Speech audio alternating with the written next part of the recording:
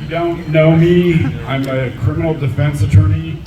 I ride, like I said, with all you guys, but prior to that, I was also in law enforcement for a long time. I am not teaching a class on how to be rude to the police, but how to keep yourself out as much trouble as possible. There's a distinction. The main thing that you need to know is to just really be informed, be assertive.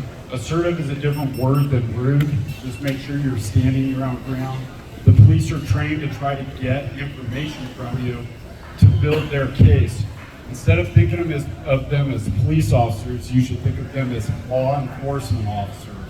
Law enforcement being the key words and the words matter. They are looking to build some kind of case against you. I'm not saying that the police don't ever help you in any situation. This is not an anti-police talk. Just think about the context when you're out on rides, especially. They're not there to try to help you. I'm going to be talking, I want to be really clear that I'm talking about Oregon law, not necessarily Fourth Amendment or federal law.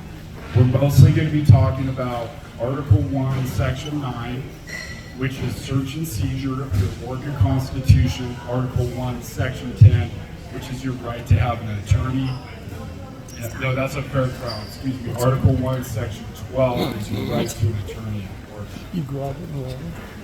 Whenever you're talking to the police and you realize this is not going in my favor, and you should realize that very quickly when you're interacting with them, don't say you're pleading the fifth. Say, I want an attorney. That is a more closely guarded right. Not the fifth, I want an attorney. The minute you say you want an attorney, that's what's called an unequivocal request for counsel. The minute you say that, the police are supposed to quit speaking with you. That does not mean they will quit speaking with you, but if you have said that I want an attorney and that's captured on body cam, that is going to help me get any stupid thing you said after that tossed out. And you will say dumb things. But the minute you invoke clearly on body cam, and be advised there's only one agency locally that does not use body cam, and that's the Marion County Sheriff's Office. So remember that. So when you start talking to them, it's the Sheriff's Office, and you think you want to invoke your right to an attorney, nothing prevents you from making your own video if you think you need it. If you think you're dealing with an officer that's not going to be ethical. Anytime you're talking with law enforcement, just remember that they give you that right. Anything you say can and will be used against you in court of law. They need it, and it will be on body cam.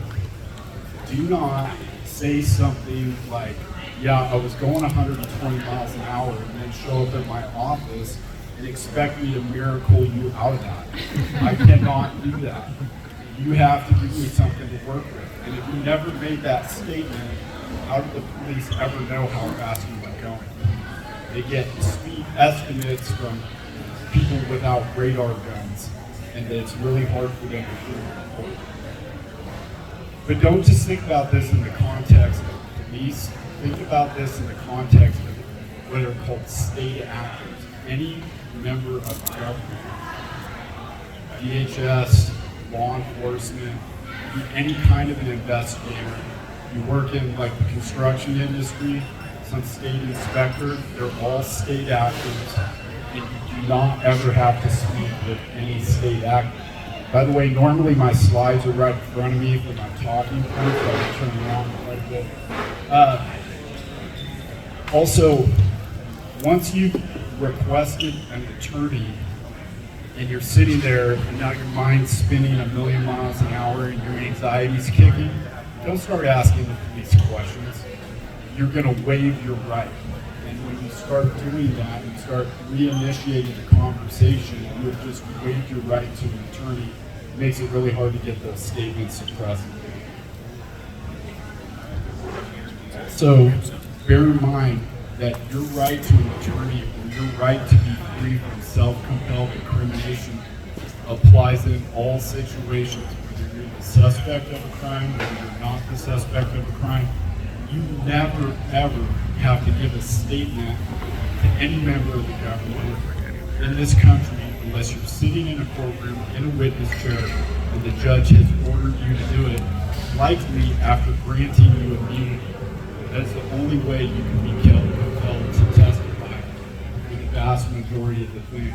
It's really hard, human nature, when a police officer is standing there, or somebody like maybe even a witness is like, oh, how'd this guy crash? And everybody's like, it's the drunk guy. Shut up. Don't say those things. Just get the guy picked up, get help if you need it, and get him out of it. So I want to talk about, a lot of people want to know when the police can and cannot stop.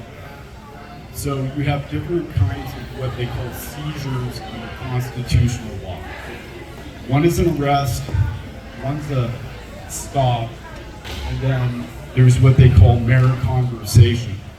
That's sort of a legal fiction, if you will. So, for example, for mere conversation, if you're driving down the road and you get pulled over for speeding, and you've got a little bit of alcohol in your breath, and the police get you out of the car, does anybody feel free to leave at that point? No. But the courts kind of wink and nod, and that's an exception where they don't have to advise you of your right to remain silent, and they can gather information about the DUI. So it's really important that you understand the situation that you're in and when you should be talking, which is never. No matter how you're stopped, you say, I want an attorney. There's never a rush to give a statement. Don't try to. So then you're probably asking yourself, the next question is when can police arrest you? So there's reasonable suspicion is enough to stop you. And by the way, when I'm talking about this, I'm not talking about traffic stops.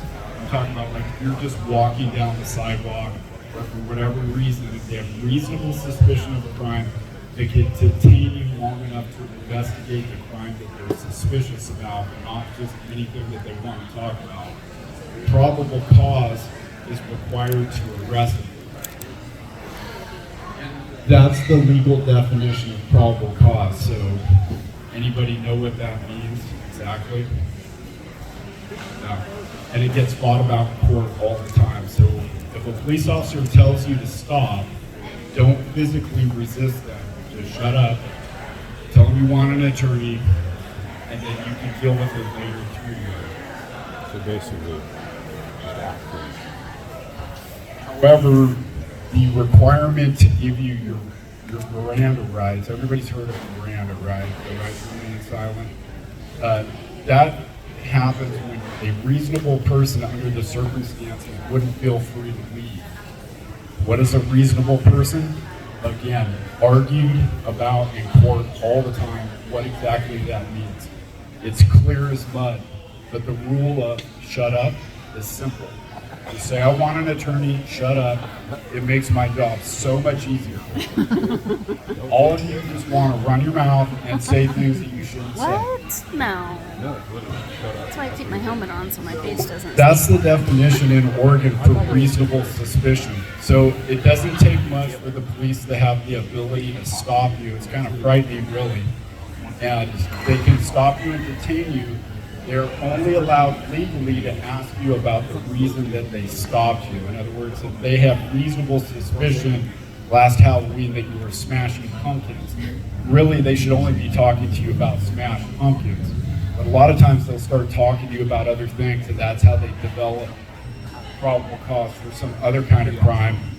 But you have to understand that distinction, because if you start talking about other things, it can still be used against you.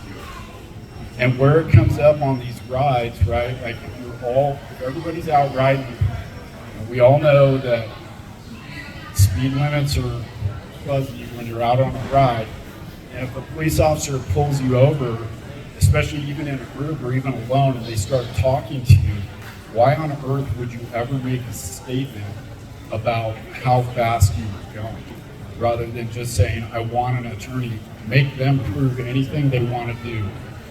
So I'll give you one example of a ride I was on this year where got up to the end of the road, we're waiting, nobody's coming. We come back and there's a bike on the road, and the ambulance is there. There's people standing around and people have come out of the house, the driver of the other car's there, and everybody's doing this about what happened, right? And then the ambulance gets there, the person that crashed gave a speed estimate to the medic about how fast they were going. You think that medic doesn't then tell the cop? And then now that medic is, what do we call them? A witness to use against you in court later. And that person estimated their speed at a speed they couldn't possibly have been going, by the way. But that will be used against them in court in a reckless driving charge, potentially. If you get a reckless driving charge, your license is going to be suspended and you're going to be dealing with your insurance for years to come. So just don't talk. Just don't. So to be pulled over in a traffic stop, that's the Oregon statute that guides police. That's what gives them the authority to stop you for a traffic violation or a traffic crime. They have to have probable cause. I just showed you the definition that you committed a traffic violation or reasonable suspicion of a crime to stop you in that car. So if they pulled you over, they're already thinking, more likely than not, you have committed a violation. Why would you assist them from going to more likely than not to beyond a reasonable doubt? That's all you're going to do by talking to them is give yourself a law. All you have to do when you are pulled over is hand over your driver's license, your vehicle registration, and proof of insurance. There is no statute, there is no law that can ever be put on any book in these United States that makes you talk to the police or any government official short of a court order like I talked about. So just hand over. What they do is, like, I'm going to give you a speeding example.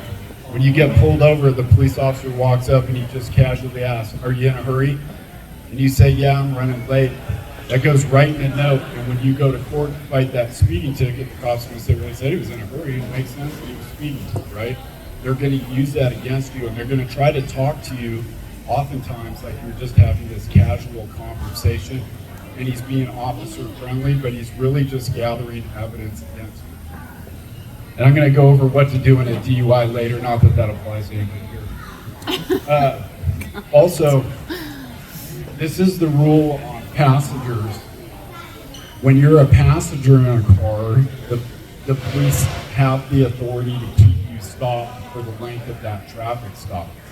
This is a really odd rule because under the Fourth Amendment, you can get up and leave that car. And Oregon constitutional law, for the most part, gives you more constitutional rights than the Fourth Amendment, so this is sort of a weird deviation from that rule. So if you're in the car and you say, "Oh, you're in the passenger seat," you say, "I want to leave," and the officer orders you to stay there, do not try to leave. If they can hold you there, and then next thing you know, you're getting interfering with police arrest. So a lot of people ask me about, "Hey, should I fight a traffic ticket?" Probably not. So in a criminal case, they have to prove their case beyond a reasonable doubt. If you get a traffic ticket, it's what's called preponderance of the evidence. It just means more likely than not that you did that. There's one exception that I talk about, and it's the 100-mile-an-hour one, and the reason you want to maybe fight that one is because that one comes with an automatic suspension of your driver's license if you're convicted at 100 miles an hour or greater. So this kind of also, I'm going to talk about what reckless driving means a little bit later, but people often ask me, is there a certain speed that equals reckless driving? The answer is no. 100 miles an hour is not necessarily reckless driving. It's very context driven. You're out in the middle of eastern Oregon somewhere and you're going 100 miles an hour and there's nobody around. There's no way they're going to be able to prove a reckless driving. If you're going down Lancaster at 3 in the afternoon and you're going 100, you're probably going to jail for reckless driving. And so it's very context driven. So what if you stopped as a pedestrian by police? You're just walking down the street and they stop you. Also very context driven. If you have committed a pedestrian violation, like crossing the road without a crosswalk, They do have statutory authority to detain you and probably to get your identification. There's no clear rules in Oregon about whether you have to produce identification. If it's a reasonable suspicion stop, like they said, let's say you're walking down the street and they got a report that a Jesus-looking guy with a black hoodie was walking down the street, and they stop you based on that reasonable description of your description, and they probably cannot force you to give identification. Again, it's very context-driven, and it's hard to answer every situation for you, but probably cannot demand identification. So DUI. Believe it or not, a lot of people get DUI. Everybody thinks it's not going to happen to them, and then you go to the office Christmas party, and now you've had a couple drinks, your judgment has gone down, you get pulled over for DUI. You come to my office, and for a very reasonable fee, I will represent you on your DUI. You can get a DUI for a number of different ways. Everybody thinks of alcohol, but you can get it for cannabis. Psilocybin is its own category. I'm not sure why they don't give rid of psilocybin DUI. A controlled substance or inhalant or combination thereof. So it used to be that a lot of people would try to fight DUI saying, hey, I just pounded my last drink. And so, of course, by the time I take my breath test, I'm over the legal limit. So a couple years ago, the legislature changed the law. And they basically said that if you get a breath test within 2 hours and you're over 08, you are per se in violation of the statute. You can still get around that. You can still challenge a breath test, how accurate it was. And we can digress about all sorts of scientific principles that go into a breath test. But it really is case specific. But just know that any combination of things, including your prescription medications, depending on what they are, probably qualify. Up until about 2 years ago, your prescription medications only qualified if they were on the DEA's controlled substance schedule. But about 2 years ago, they expanded the definition, and as we sit here today, if you took too much Benadryl, you can get a DUI. Because it's any substance that impairs you now, as defined by the Oregon Revised Statute. But I don't want to go too deep into that rabbit hole. Same concepts apply though. When you get stopped for DUI, the police officer is going to come up, get your license, registration, and insurance. And at that point, I know it sounds silly and it's going to feel real awkward, but anytime you get pulled over by the police, even if you think it's just for speeding, you should say, I want an attorney.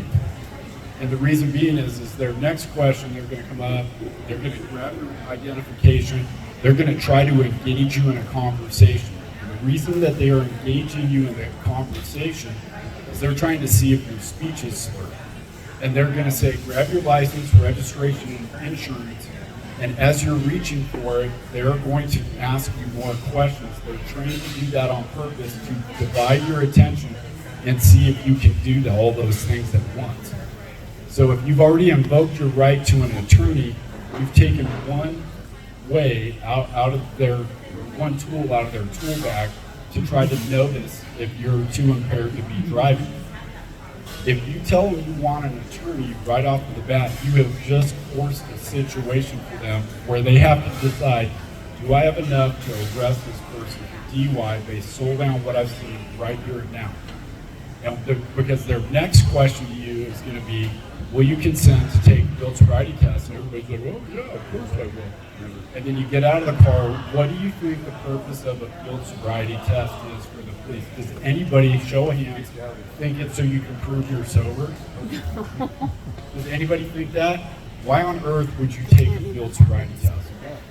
There is no scenario you should ever agree to do that. First, I'll let you in on a little secret. I know we have someone here from DPSST, which is the police academy. I have news for you. The police, when they go to the police academy, they look out the window, they text, they do all the things that you did when you were not studying. And they do that in their field sobriety testing class. And then now you're on the roadside and they're trying to make a decision about your future livelihood when they weren't paying attention in class. And I know they weren't paying attention in class because I cross-examined them all the time and they failed miserably when I start asking them about their training manual. And that's the situation you're putting yourself into if you take a field sobriety test. You should also know that field sobriety tests are not part of what's called the implied consent law. The absolute worst case scenario that can happen to you if you just say, I want an attorney, and they say, well, I'm asking if you consent, and you just say, I want an attorney, and then they're going to read you a Roars admonishment. It's going to say, I'm asking you to take purely physical, non-testimonial fields. Well, what they're asking you to do is deviate from the standardized test, but that's another matter. And then you just say, I want an attorney, then I could go into court and fight about whether or not your refusal can even be used against you. But even if I lose that battle, the worst case scenario is you go to trial and the jury can be told you refused the test. So what? And then you get up on the stand and say, yeah, I have a bum hip, and that's why I refused the test. I knew I couldn't pass it. So what? That's your worst case scenario on a field sobriety test. Do not confuse that with the breath test, because I'm going to go over that. That's very separate.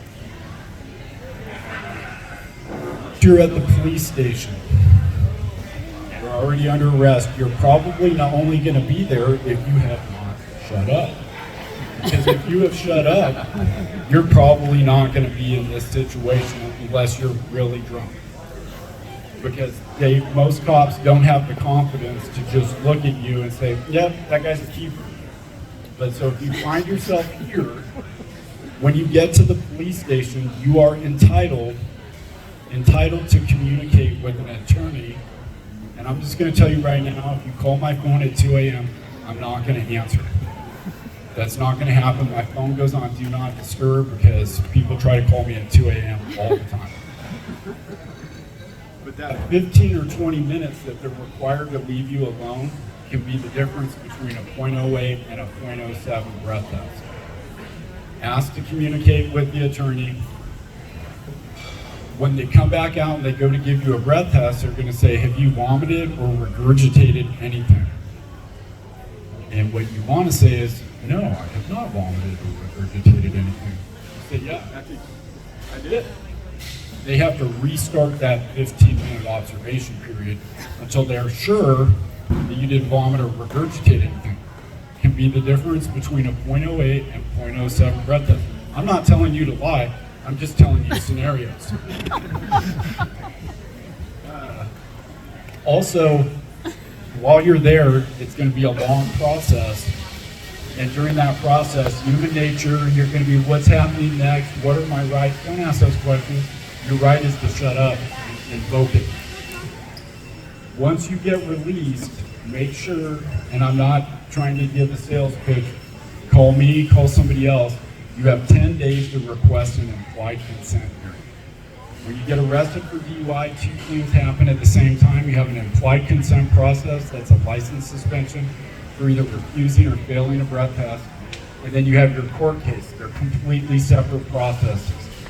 That first process, what they do is they give you a big piece of yellow paper that has text completely covering the front and the back. And on the very bottom of page 2 in the bottom is one sentence in the middle of a big paragraph that says you have 10 days to contest this.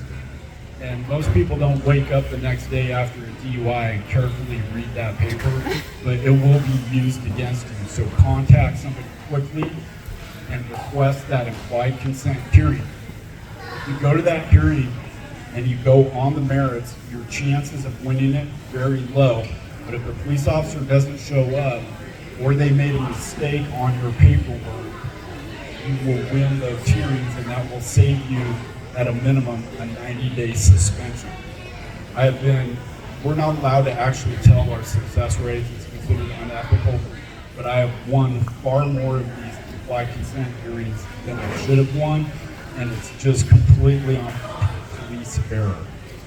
They're very technical, they're designed for you to lose, but you can win them, they're worth requesting. Plus you get a sneak peek at whether or not they have a good case for you as a criminal. So I want to talk about something that comes up in a little bit more detail. when you have a crash on a group ride, what you should be doing. Well, don't be a blue falcon. Does everybody know what I mean by that? Blue stands for buddy, falcon. I won't say it out loud, there's kids here. This is what I was talking about when I said don't make statements. If the police show up and somebody starts talking about we're going 90 or 110 miles an hour, that makes you a blue falcon. Because you've just helped assemble the case against one of the people that was on the ride. If somebody's injured, obviously call 911. Again, human nature. The dispatcher, you can simply say, I'm at milepost 2, and there's significant injuries to the torso. Send an ambulance. Hang up. Why stay on? Dispatch is going to go, no, stay on with me. What happened? And they're going to ask you all those questions. That's a recorded line. You have now just made yourself a witness against your buddy when you can simply report the injuries and the location. You have no duty to report the mechanism of injury to them. The ambulance will still get there. They're used to showing up and finding unconscious people. They don't need statements from you to figure out that the bike went through the fence and the guy's laying there mangled, right? They can figure that out on their own. You don't need to fill those gaps in. This is the statute. It's commonly called hit and run. Under Oregon law, it's actually called failure to perform the duties of the driver. This is when you cause damage to property. You're supposed to stop the scene as close as possible and reasonably investigate what happened. So if you're out in a rural area, let's just say you're coming back down from the falls, and say you come down that long straightaway, then there's those kind of S-curves, and let's say somebody hypothetically runs off of that road into that field. Not that that would ever happen, but if something like that were to happen, that is still damage to property, right? Even driving through that farm field is damage to property under the law. The next question is, what is your duty in response to that? So that is property located adjacent to a highway. You are not required to stay at the scene. I have it further back in my slides. I'm kind of jumping ahead. The police mess this statute up all the time. This is a really long statute, and the one with damage to the side of the roadway is way at the bottom of the statute. And guess what? They don't read the whole statute. So if you run off, as long as you make reasonable efforts to locate the owner. What does that mean? It means reasonable is the most expensive word in the English language because nobody knows what it means. And you can argue about it all day. But if you have left the scene and you at least did a Google search of property records and you have some proof of that, that shows that you took reasonable steps to try to locate the owner. It depends on the kind of crash you're in, what your duty is. So if you run off and you hit a fence or you go into a field, you just have to try to locate the owner and take reasonable steps. No requirement whatsoever to stay at the scene. However, if you hit a car that is attended or driven by another person, in other words, an occupied vehicle, those are your duties. You have to give your name and address, and you have to give your phone number for the insurance company. You don't even have to give your own phone number under the law. You can give your name, your address, proof that you have a driver's license, your registration card, and proof of insurance. That is all you are required to do. Police show up, you are not required to give a statement. You can never be required to give a statement. So why tap on? If you hit an unattended car, this oftentimes happens at the mall or at Walmart or something. You try to locate the owner, but you can just leave a note, but it spells out the information. You want to put your name, your insurance information. I have it all listed right up there. And you don't have to, again, make a statement. You can just leave the note with your information, and then you can deal with it through your insurance company later. There's just these are just really long statutes, and that's why the police don't read them to the very end. This is the one that I was talking about earlier. I highlighted it to remind myself. I actually just got a guy's DUI, his third DUI case tossed using this statute. And instead of having a 3-year license suspension, I just saw on Facebook he was in cop. So, you know why? He shut up. He shut up, and when the police got there, he did not make any statements. And it helped me, and I know it sounds terrible to get somebody out of their third DUI, but again, reasonable fee.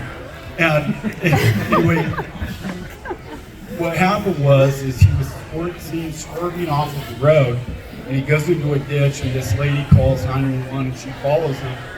And the police get there, and they're going to save the day, and they go up and they tell him he has to stop because they have probable cause for hit and run. They didn't have probable cause for hit and run. He was free to leave that scene, and they misunderstood the statute.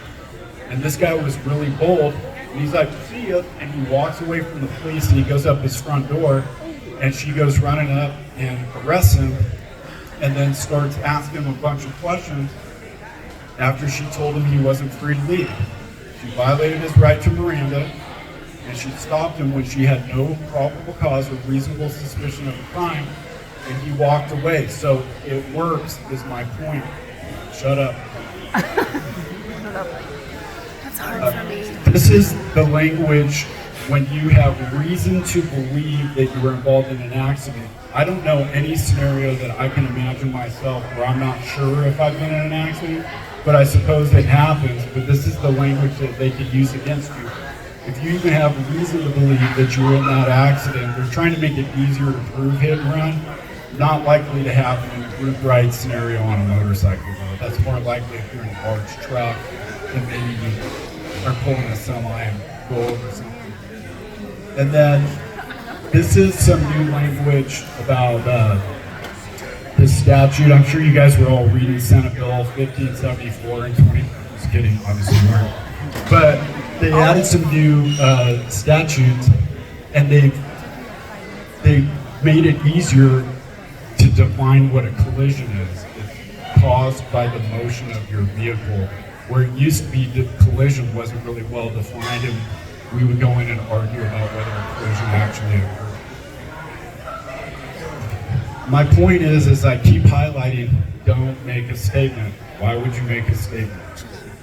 If you've been in that wreck, don't do their job for them. When you guys see, so I'm going to use that same example earlier when that one motorcycle went off the road, and you see some skid going off, and then you see it going into the ditch, and you see the bike mangled. The average police officer working does not know how to measure skid and do a vehicle speed calculation, nor can they do the crush analysis. And crush analysis would not apply on a motorcycle anyway because it's fiberglass. There are ways to actually measure skid, do mathematical calculations, and you're actually not measuring how fast the vehicle was going. You're actually measuring how much velocity was lost in that skid. And then you're saying they were going at least this fast. It is so hard to do a speed calculation based on skid that then goes into a ditch, and then more force was lost in the collision on the other side of the ditch. They are only going to do that kind of calculation if somebody's dead and they think somebody is going to be facing criminal charges. They are not magic. They cannot just look at a scene and say, I can tell how fast this vehicle is going. Make them prove it. They don't have the ability to prove how fast you were going when you crashed. Now, it changes a little if you hit somebody and you kill them. You do have to stay at the scene, and you have to stay at the scene until police arrive. That is the only way if somebody's injured or killed that you actually have to stay at the scene. So don't leave to get in a wreck, and you know that somebody's injured because that's a felony. Pretty simple rule. Injured, killed, stay. Anything else, exchange information, leave, left the side of the roadway, then cruise the spouse.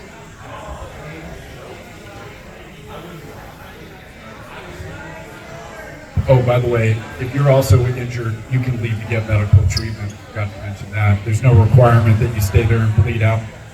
I mean, Still no requirement to make a statement. So now you're asking, if you're standing around, now there's been a wreck, and everybody's standing around like, oh, I hope he's okay. And then the police show up, and then the police start asking you questions. Your natural inclination is to think that you, as a witness, are required to make a statement. Those are your exact duties under the law. I have to give my name and address. Good day, officer. And then you can talk to your friend's lawyer about what statement you may or may not make at a trial. You are not required to give a statement even as a witness. And that's the statute that tells you that. So it's real easy. It's kind of a repeating theme. Shut up. It's not hard. Shut up. Call 911 if somebody's injured. Just location and level of injury so that they can get an ambulance out there. Because you need to tell them the level of injury. Because if you don't tell them it's serious, they're not going to run with their license sirens on. You need to tell them whether it's serious or minor. And then if it's non-injury, just exchange info, go your way. If it's a fixture is like a fence. That's property adjacent to a highway. That's the one where you don't have to stay at the scene. But the common theme, again, shut up. Reckless driving. So I said earlier that there's no magic speed, that it's very contextually driven. A reckless driving charge is a Class A misdemeanor. You can do 364 days in jail. You're probably not going to get that much time. And if you're going to get a reckless driving charge and you think you're facing jail time, try to do it in Marion County because they don't have jail space. You're probably going to get paid for this. So, really, this is the definition of recklessly. Anybody know what that means? We argue about it in court all the time. What's a conscious disregard of the substantial and unjustified risk? I will tell you that some things should just be a little bit common sense. If you're doing a wheelie down Lancaster at 5 in the afternoon, probably getting reckless driving, probably gonna stick. But when you're out in the country, it's much harder to prove that reckless driving against you because who did you endanger? What was substantial? What was unjustified? And that's why they're going to start asking you a bunch of questions to try to get you to admit that you thought it was reckless and then use that against you in court. And 100 plus is not an automatic reckless. It is an automatic suspension of your license. So I've done these talks. The reason I put Brad up there, not super relevant to this case, but we all host social gatherings. I actually teach a Know Your Rights class to OSU fraternities. Believe it or not, frat boys get in trouble from time to time, and mommy and daddy love them, and they'll pay a reasonable fee. And so I go and I teach them that basically a lot of these same things, and it all boils down to shut up. So think about your home. You're hosting a party. What is one of the most revered places in these United States? It's your home, right? In order for the police to go into your home, they have to have a search warrant. There's some very limited exceptions, like emergency aid doctrine, hot pursuit, not going to apply if you're having a house party. So if the police show up, let's say you're having a party, everybody's drinking, you're having a good time, and maybe, this doesn't really apply to me because I'm old, but some of you younger people, maybe there's a few people there that are under 21, and now you're a social host. The police knock on your door. What should you do? Well, are you going to even answer the door? Why would you answer the door? There is no requirement that you answer your door. You're in your home, doing your own thing, and unless the police have a search warrant, you don't even have to answer the door. You can walk up and actually lock the deadbolt, wave out, don't say anything, and then just walk back in your house and start closing your curtain. There's nothing they can do because if you answer that door, they're going to open it and they're going to say, whose house is this? And you say, why, it's my house. You just became responsible for every other underage drinker in that home because you just admitted to exercising control over that property. And how do they know whose house it is unless you tell them? You literally just filled in the blanks for them by answering that. And then when you're, this law only applies, by the way, if you're actually there and present. So like, if you're old like me and have adult kids and they host a party when you're gone, then it doesn't necessarily apply to you. But They wouldn't. I just threw this in real quick because I already had the slide. But if you're ever hosting a party, again, shut up. Mine went bad. Why would you answer the door? Don't answer the door. You didn't invite the police over. The people you invited are already in the house. Just ask them to leave, and if they can get a warrant, great. By then, probably everybody's gone. It takes several hours to get a warrant. They probably are not going to write a search warrant to try to get in and bust into MIPs. FYI, not going to be a wise use of time. So I just asked the question: how bold are you? Are you bold enough to look at a police officer and close the door off of that bold? You should be, because those are your rights as a citizen in this country. Why would you tell them yourself? These are just stuff that I listed out mostly for those frat boys, but for you younger people, like you're pretty young, right? Early 20s. This could definitely apply to you. If you get caught with MIP and stuff, your license can be suspended. I got an MIP. Police investigations, just generally, this is how a lot of police investigations unfold. You're driving around one day, you get a phone call, and they say, "Oh, this is Officer Smith with the Salem Police Department. Is this so and so? I'd like to talk to you a little bit about a complaint I have." Why would you answer that? If they say, "Hey, would you come down to the police station?" Does that sound like good news? I mean, you think you're going to get a prize when you get there? You are absolutely being called in to tell on yourself. And I can tell you right now, the people that are smart and they say, "I want an attorney," they hang up and call. I tell them to come to my office quickly. I get the name and the email address of the officer that called them, and I do a letter of representation. I send that by email and mail, and I say, "Hey, he's represented. Don't speak to him. If you have any questions about this investigation, you contact me, not them." And then I do carbon copy to the local district attorney's office so that they know. And then usually I never hear from them again. And people get accused. I got news for you. False allegations happen every day, all the time. And you can shut them down by just shutting up and letting them know. If you tell the police department that you've got a lawyer involved on the front end, you've already told them you're in for the long haul, right? And at their core, I know everybody wants to think, oh, the police, they go to the special training, they're government employees with a badge who, for the most part, want to do a little work between the time they arrive and the time they leave shift. And I don't mean to sound ridiculous about that, but there are some hard chargers and bold ones, but most of them just want to go on cruise control.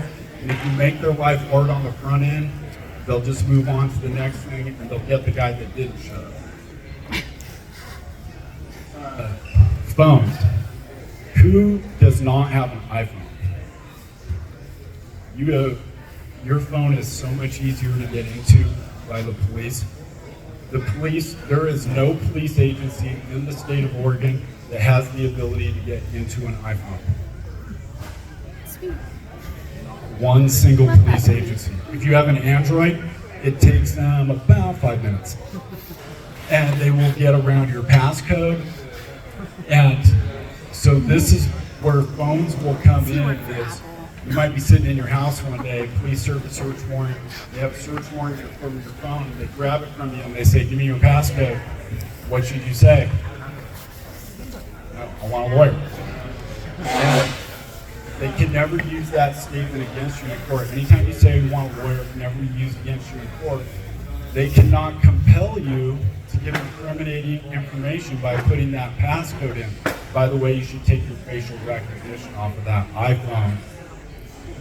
That iPhone that stores those videos you never took when you were writing. And, most of the time when the police are doing a search warrant, they're not looking for writing videos, let's be clear. They're looking for other kinds of videos. But then they have to go back to court and they have to apply for a court order to compel you to give your passcode. In my experience, that takes about 3 weeks. People's memory fade in 3 weeks. So when they show back up with that phone and they say, here's this court order, punch your passcode in, you can't remember your passcode 3 weeks later. I mean, what can you do? You punch in that misremembered passcode 3 times, now the phone shuts down. I don't know, they never get in the phone. I'm not telling you to lie. I'm just saying if you forgot your passcode and you punch the wrong passcode in 3 times, the phone shuts down and they have no ability to get in it. And then they can't see what's on your phone. I don't know what's on your phone, but probably everybody has stuff on their phone they don't want other people to see. So you should definitely get an iPhone, take off your facial recognition, put a long passcode in that's easy to forget. All right, I'm gonna stop there and just open it up to anybody. Anything I didn't cover? Since we just talked phones, what about GoPros? So you have the same privacy right in a GoPro that you would have in your phone. What I would say is if you're stopped and you have a GoPro, once that officer grabs that ID and he's walking back to that car, you might want to stick that GoPro in your pocket and assert your privacy rights. Can they take it? I would not physically fight them, but I would assert your privacy rights, and then if they take it anyway, then that gives me ammo to fight with, because for them to physically take your GoPro, a couple of things have to happen for them to be able to look inside. First of all, to take your GoPro, they have to have probable cause that that GoPro contains evidence of a crime that will dissipate if they don't take it. If you have taken that GoPro off and stuck it in your pocket, there is no way that they can testify credibly that they know that GoPro was turned on when you were doing whatever it was you were doing that you don't want them to see. So then I can argue that they never have probable cause to seize that GoPro. And then even if they seize that GoPro, now before they can actually search it, they have to go get a search warrant. And then they have to be able to explain to a judge why that GoPro has, why there's probable cause to believe that GoPro has evidence on it. And they have to do it quickly, because if they throw it in their evidence room and wait a couple of weeks, then I'll file a motion saying they shouldn't have waited 2 weeks if they were interfering with your property rights, and you can win those kind of motions. So if you're asserting your privacy interest in that GoPro, stick it in your pocket and stand there. Don't physically box them if they go to take it, but you clearly indicated you're asserting your privacy rights, and now they have to have a lawful reason to take that GoPro and a separate lawful reason to search it. 2 different things. Folks are regularly told after an accident that they're not allowed to remove their buddy's bike. No, it's wrong. You just saw the law. Yeah, you can take the bike out of there. There is no requirement. The only time you are required to wait for police arrival is injury, which a lot of times ours are, right? Or fatality. And if there's an injury, once the police arrive, don't fight them, like don't physically fight them, but that's wrong information. You can't remove the bike. The police, you have to let the police do their investigation. What I'm gonna call an investigation is, we're gonna like look around, take some pictures, and kind of guess how fast they were going. That's So really you gonna are be required to leave it there until the cops show up, though? only if there's injury or fatality. So somebody Right. I'm Or, just well, curious, because everybody always asks the question, like, Yeah. they told us, but you can exchange information with that property owner also. And if the person needs their motorcycle to go get medical care, right? That's their transportation to the hospital, or the Band-Aid in their cover, then they could use it as transportation. Anybody else? No? Usually it sparks more questions, but So 20 years ago, it was told me that it's a good idea to tell law enforcement if you are concealed handgun carrier. Is that still something you should say, or just keep your mouth shut? That's just a personal preference thing, I think. So I think you have to size the cop up. Like some cops are really like nervous Nellies, and if somebody's looking like a real nervous, like they're really jumpy and you're carrying, you might hold your hand up and say, I have a concealed weapon permit and I want my lawyer. I want my lawyer. And then shut up. But it should always include I want my lawyer. You get pulled over with no plate. Really hypothetical. Yeah. Is even worth saying I need an attorney or my attorney or So you never know what they're really after. That's the problem. So I would just say, yeah, I want my attorney. They're going to give you a ticket for no plate, because the more you talk to them, believe it or not, I know this sounds fantastic to you, but I have no less than 3 people on my caseload right now that were arrested for DUI when they were stone cold sober, 0 breath test, nothing in their urine. How do you know that's not going to be you? So the more you talk, yeah, I just recommend you don't. I got pulled over this summer for allegedly laying somebody on I-5. And now I'm a little more used to dealing with the police, so I did have a little conversation with that trooper, but I'm a little more poised than probably most of you, and honestly I was kind of messing with the guy a little bit. And anyway, he pulled me over for lane splitting. Unfortunately for him, he wrote me a ticket for an unsafe lane change. He didn't have any evidence of an unsafe lane change, so I still have a spotless driving record. And but if you stay quiet, like, they will make mistakes like that, right? This guy wrote the wrong statute. He knew what he wanted to write me a ticket for, but he wrote the wrong statute. I may have upset him a little on the front end, and maybe that threw his thinking off. And, but I was just having a little fun. And but you probably aren't as used to or as comfortable being around law enforcement, so don't necessarily try doing those kind of things. Anybody else? Now's your time. It's free legal advice. My hourly rate is normally much higher than I've heard that if you get something thrown out, that sometimes there's a chance you can ask the court to cover your costs of fees, time and expenses. Is that No. never going to happen? No, that Like, would be no, I holding don't. your government accountable for their own actions. There is 0 chance that the state will ever pay attorney fees, no matter how unreasonable their positions are. It is. I have news for you. I know all of you want to believe that our system is fair. It is not. You want to believe that you're innocent until proven guilty. You are not. You're guilty. And it's mind blowing for most people that come into the system to see how one side, the judges are way more inclined to side with the DA and the police in an argument. Saw an example of that earlier today. I won't name any names. Where I rolled into court with somebody, and the police have used one of the old citation forms. This is a very small example of a judge baiting a DA. A citation has to have what's called a summons. It gives you your options on how to do it. It's spelled out in the statute. And remember, you guys have all heard, ignorance is no excuse to the law, right? Well, that's true, unless you're a government lawyer and then the judge will baby you.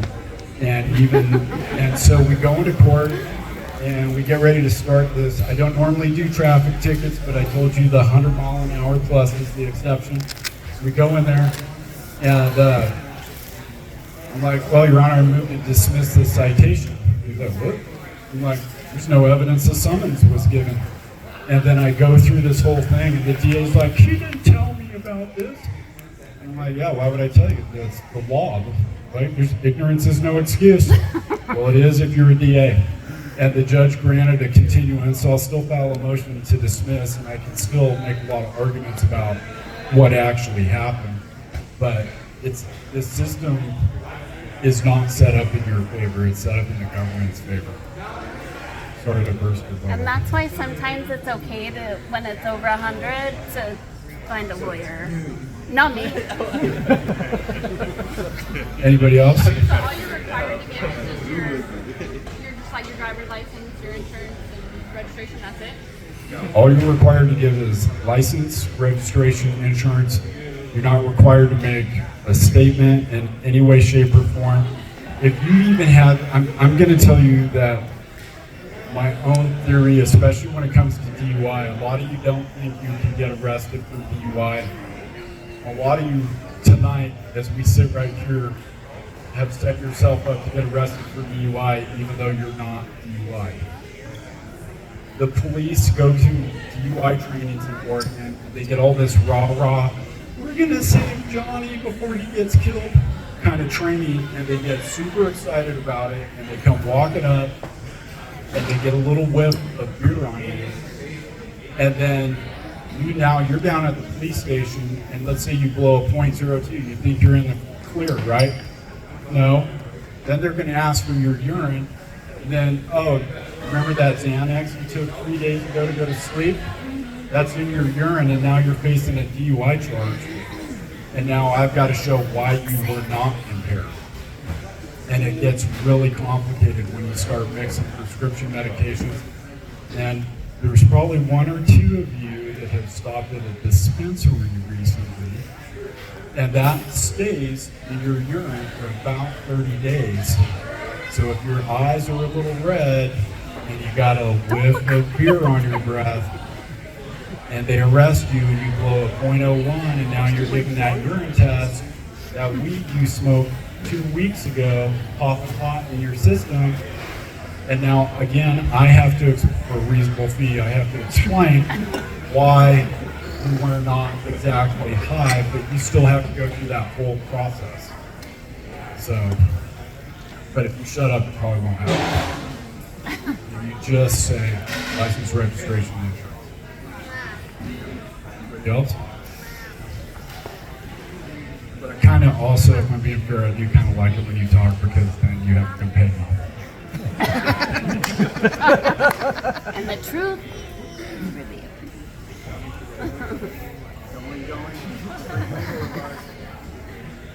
If nobody else can take it, more outside the writing thing, but on your frat boy thing earlier, you don't have to answer the door.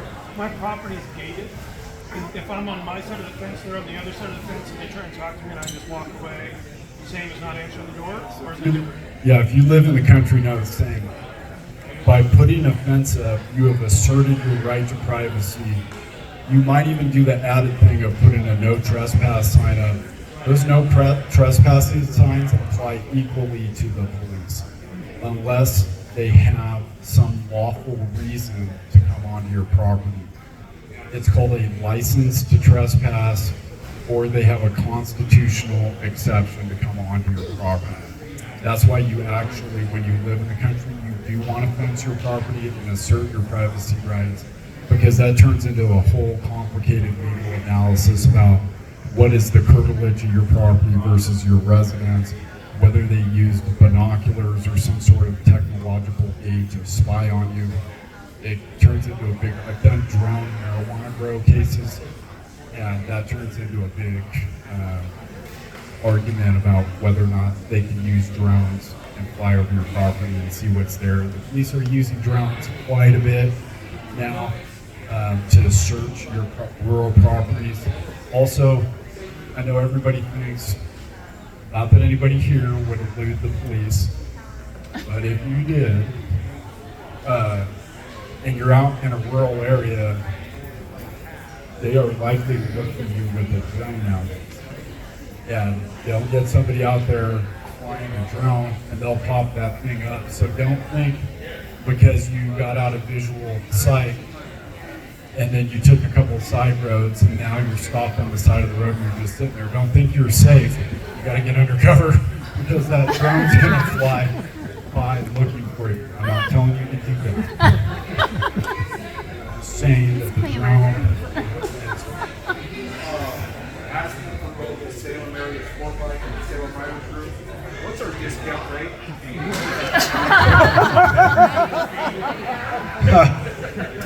So really, it's context driven.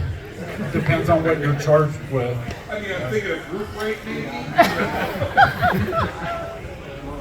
I would need 10 people for a group rate. I do give friends and family discounts. When I tell you what my fee is, it might not feel like a friend and family discount, but it is. Anybody else? I charge, well, DUI is an easy one to answer. I charge $5,000 for a DUI plus 5 if we go to trial for 10. Unless it's a very complicated, like, prescription DUI, then I might charge a little more because those are a lot more work. Anybody else? I will just tell you, not that anybody wants to be in this boat, the most expensive kind of case you can do is if you're charged with sex crimes. Very expensive to defend. Very expensive. They're a lot of work. And believe it or not, everybody gets grossed out. False allegations happen. And they happen regularly. So keep that in mind. Oh yeah, remember what I just said about false allegations? If we roll into a courtroom and you're in my jury pool, just remember when the judge says, hey, you know him from motorcycle riding? I say, yeah. And then when he says, you think you can be fair? Yes, you can be fair to both sides. We're going to make that prosecutor use their challenge on you. Anybody else? Okay. All right.